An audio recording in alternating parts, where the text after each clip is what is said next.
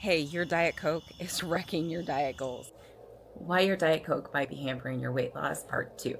So, this is in response to multiple comments that I had on my prior post that apparently those of us are really wanting to hang on to our Diet Cokes. And I totally get it. I love Diet Coke as well. So, this is just a request for the research, and I will give it to you. So, in a study conducted in 1990, where they looked at oral stimulation with aspartame, it showed an increase in hunger. This was with 20 participants who chewed gum, and what they found is with moderate levels of aspartame, it showed an increase of self-reported hunger cues across the study group.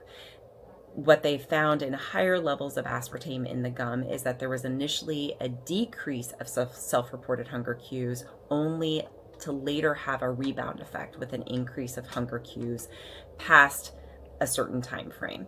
In another study, and this one was done in sucralose, the study is called Sucralose and Increased Hunger versus Sucrose, which is sugar in brain and subjective ratings. This was a study published in 2025.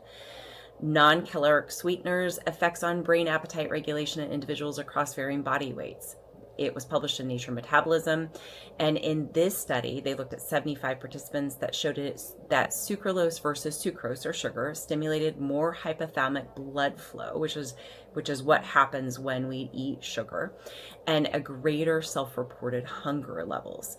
Another study that was actually recently came out in CNN showed an increase of 20% across human studies. However, what I'd like to comment on this is that if you go and research it, and I highly recommend that you do, what you will find is that these studies are not consistent. So they weren't able to replicate these across every single person.